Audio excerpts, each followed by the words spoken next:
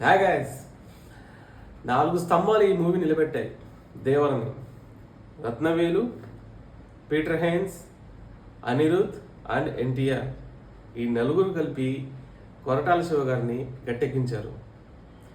కొరటాల శివ గారు ఈ దేవర మూవీలో తీసుకున్న థీమ్ అనేది same to same Acharya theme అంటే ట్రైబల్ ఏరియా, దానికి సంబంధించిన చుట్టుపక్కల జరిగాయి కదా అని చెప్పేసి. సో ఇక్కడ మెయిన్లీ అతను ఇంకా ఆచారాలు అడవులు కాకుండా సముద్రం అనేది తీసుకున్నాడు.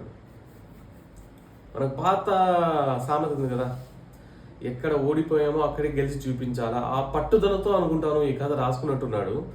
ఎందుకంటే తను చాలా డిజాస్టర్ ఫీల్ అయినాడు లాస్ట్ టైం, చాలా మంది కామెంట్స్ పెట్టారు ఎక్సెట్రా. సో అదే థీమ్ తీసుకొని నేను కొట్టాలని చెప్పేసి తీసుకున్నట్టున్నాడు కథని. కథ చాలా నార్మల్ కథ, but the way it was picturised చాలా చాలా డిఫరెంట్గా ఉంది. అసలు ఆ గ్రాఫిక్స్ కావచ్చు, fighting sequences, action sequences, Anirudh music అయితే చించి ఉతికి ఆడేశారు. ప్రతి బ్యాక్గ్రౌండ్ మ్యూజిక్ చాలా బాగుంది. నార్మల్ ఫాస్ట్ బీట్ కావచ్చు, స్లో మ్యూజిక్ కావచ్చు, ట్రైబల్ మ్యూజిక్ కూడా కావచ్చు, అన్నిట్లో ప్రాణం పోసాడు ఈ సినిమాకి. అతనే కాదు, పీటర్ హెయిన్స్ మాస్టర్ కూడా ప్రతి ఫైట్లోనూ డిఫరెంట్ లెవెల్ ఆఫ్ విజువలైజేషన్ చాలా బాగుంది. అదేవిధంగా చెప్పాల్సిన అవసరం లేదు, ఎన్టీఆర్ గారికి ఇలాంటి క్యారెక్టర్స్ కావచ్చు, ఇలాంటి ఎలివేషన్స్ కావచ్చు, కొట్టిన పిండి చాలా బాగా చేశారు. నేనేం చెప్పేది, స్టార్టింగ్ షిప్లో వాళ్ళు చేసే దొంగతనం కావచ్చు, దాని తర్వాత జరిగే ఫైటింగ్ సీక్వెన్సెస్ కావచ్చు, అదేవిధంగా ఇంటర్వ్యూల ముందు వచ్చే ఫైటింగ్ కావచ్చు, ప్రతిదీ యాక్షన్ ఇది. So it's not like that ఇది ఫ్యామిలీ సినిమా అని కాదని చెప్పటం లేదు, అందరూ చూడొచ్చు.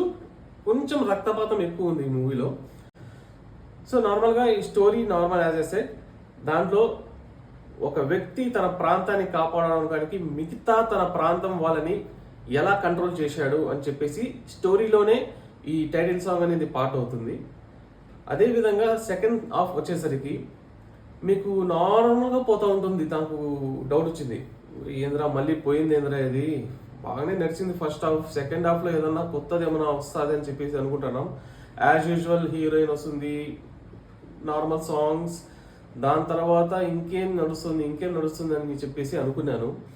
సో యాజ్ యూజువల్ దీంట్లో డబుల్ యాక్షన్, ఎన్టీఆర్ తండ్రి కొడుకులు చేశారు.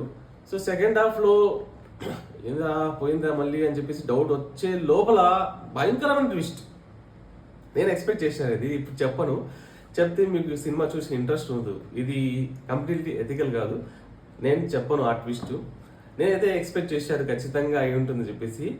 సరే మంచి ట్విస్ట్ ఇచ్చారు కదా, ఇంకా ఉంది ఏం చేయాలా అని చెప్పేసి డైరెక్ట్ ఆలోచించినట్టున్నాడు.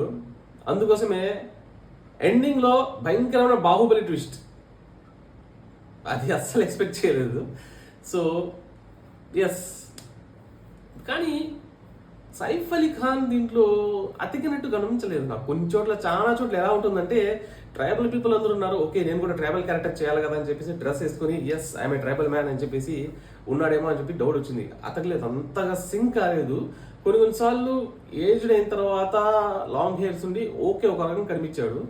శ్రీకాంత్ గారి గడ్డ మీద పెట్టినట్టుంది, కానీ ఆయన న్యాచురల్ యాక్టర్, బట్ మరీ అంతగా వీక్గా చేసేసారు ఈ మూవీలో, అది కొంచెం నచ్చలేదు అంతే. సో మిగతా క్యారెక్టర్స్ చెప్పుకోనంత పెద్దగా లేవు. ప్రకాష్ రాజ్ గారు ఉంటారు, ఎలివేషన్ ఇస్తూ ఉంటారు ప్రతి దానికి. అది నెక్స్ట్ పార్ట్లో ఏమన్నా మెయిన్ క్యారెక్టర్ ఉండొచ్చు, చెప్పలేము.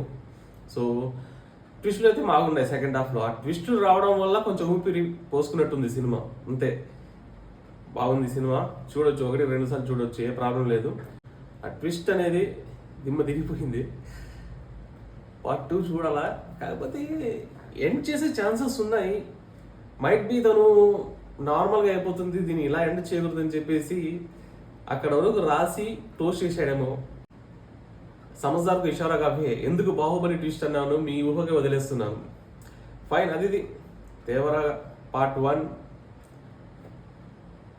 Signing off, Dugout reviews Karim.